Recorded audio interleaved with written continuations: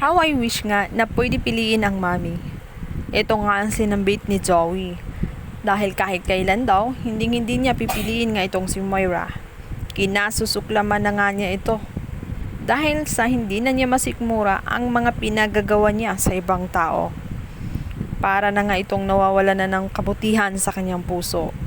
Samantala, labis-labis naman ang lungkot ni Lynette dahil nga naging kritikal ang lagay ni Doc Carlos. Pakiramdam tuloy niya ay pinarurusuhan siya ng tadhana dahil hindi na nga niya tinanggap ang proposal ni Doc Carlos. Sinabi niya dito kay Annalyn na hindi nga niya kakayanin kapag nawala nga si Doc Carlos dahil siya na nga lang ang tunay na nagmamahal sa kanya. Lalaki nga na pinaka-safe mahalin dahil walang kumukontra. Hindi kagaya nga kay RG, nagulo lang ang hatid dito sa kanyang buhay dahil may asawa nga ito. Sadyang makikita mo lang ang halaga ng isang tao kapag mawawala ito sa iyo or nasa binggit ng kamatayan. Samantalang, parang asong ulol naman itong si Moira na sunod ng sunod dito kay Zoe. Nang makita nga niya itong si Zoe na kino-comfort nga itong si Harry ay bigla na lamang niya itong hinila. Sinabi nito na tigilan ang ginagawa niya dahil ayaw nitong mabisto. Sinusubukan nga daw niya na ayusin ang buhay ni Zoe.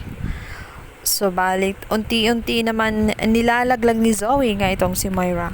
Kaya naman na-real talk siya ngayon itong si Zoe at sinabing hindi niya inaayos ang buhay ni Zoe kundi sinisira niya ito ng bonggang-bongga.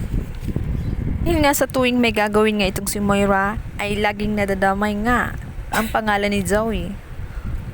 Kamuntik na nga sampalin ni Moira itong si Zoe dahil nga pakiramdam niya hindi na siya nirespeto ni Zoe. Ngunit hindi natakot si Zoe dahil hindi naman talaga siya worth it na respeto dahil sa mga kanyang ginagawa.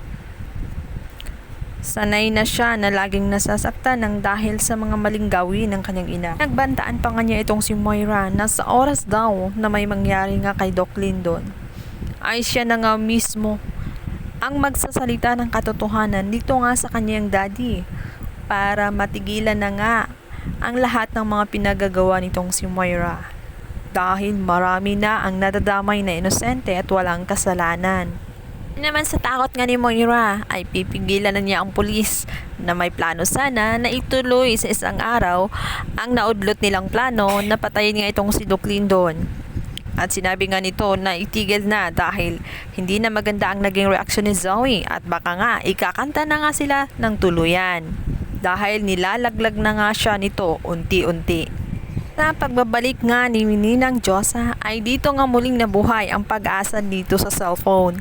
Dahil dito nga makukuha na nga ni Josa at nagbabalak na nga ito na ibabalik dito kay Annalyn dahil naalala nga nito na kay RG, kay Doc RG nga ang naturang cellphone. At sa oras nga na mabalik ito kay Doc RJ ay goodbye Moira na talaga at sa lahat ng mga pinagagawa niya, siguradong kulungan na nga ang magiging bagsak nito. Hindi rin siya mapapatawad sa oras na malaman na nga ni RJ ang lahat ng kasamaan nito. And guys, pakabangan natin ang pinaka-exciting na magaganap sa Abot Ngamoy ng Pangarap. Please don't forget to like and subscribe my YouTube channel. Thank you so much.